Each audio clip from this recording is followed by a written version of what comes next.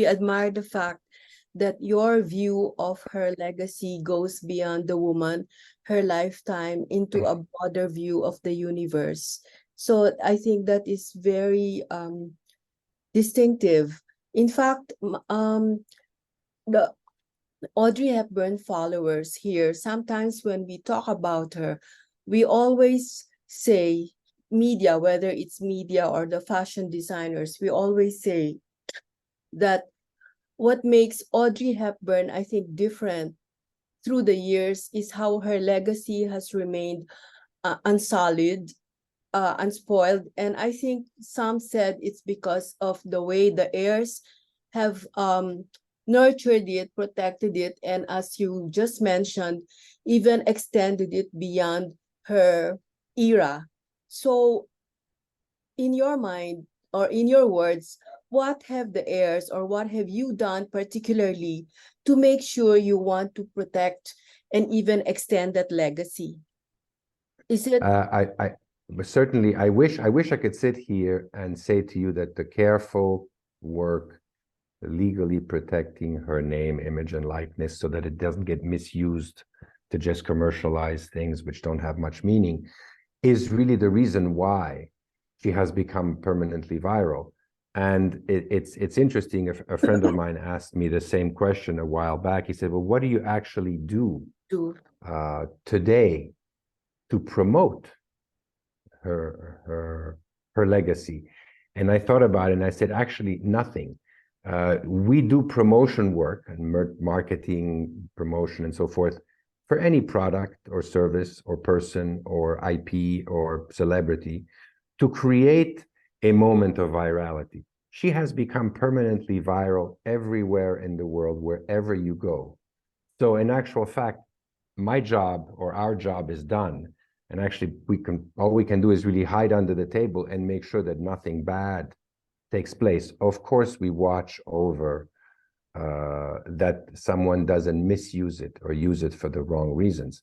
But apart from that, she's really, I always say, if Princess Diana was the people's princess, yes. My mother is really the Cinderella of the people, because of the arc of her life coming from nothing in the war and all of that.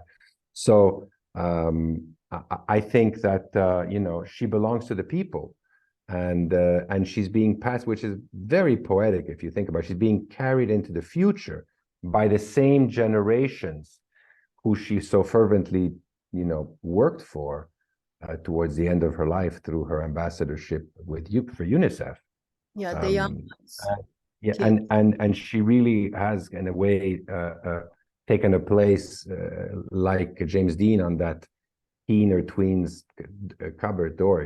The image is there, and it's very sweet because they don't have the same historical context that we all do with respect to her life story and what happened first, second, and third.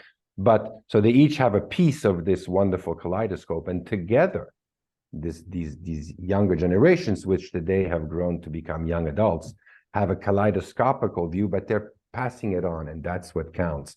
And they're not really passing on a face. They're passing on an inner elegance that then manifested itself through this outer elegance and a beauty that is not based on perfection, but a beauty that is based on humility and being one of us.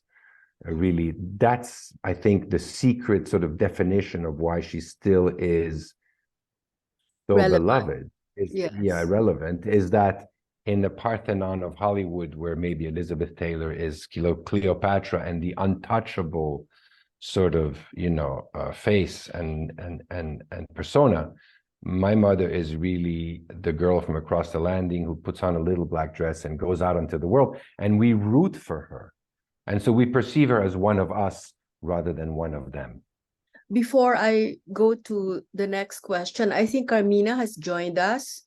Yes, she is, but she's going to have to run off because she's got a billion things to do and getting this show on the road. I see. So taking off from what you said, the legacy automatically or as if naturally carries itself onwards to the Gen Zs and the millennials. Is that it?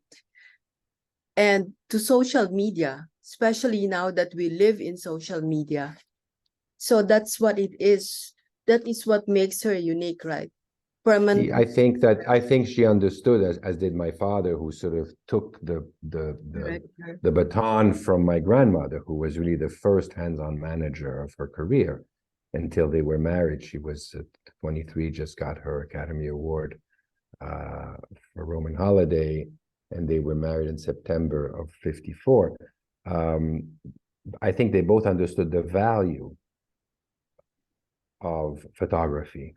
And if you consider what it took to take a photograph in those days, that we didn't have iPhones or digital cameras, it wasn't so easy. You had to make up in hair and light it and take a Polaroid to make sure that everything was working the way you envisioned it. You had to see it through the lens and then do the photo shoot and then print contact sheets, and those contact sheets had to be sent via mail, not digital, to the person so that they could make selects and corrections, so forth. And then finally, the photographs that were selected were printed and put in press kits, which were then mailed to the four corners of the earth to promote a film. So if you present value the cost of a single photograph, then it's probably close to, a smartphone today, to a single smartphone.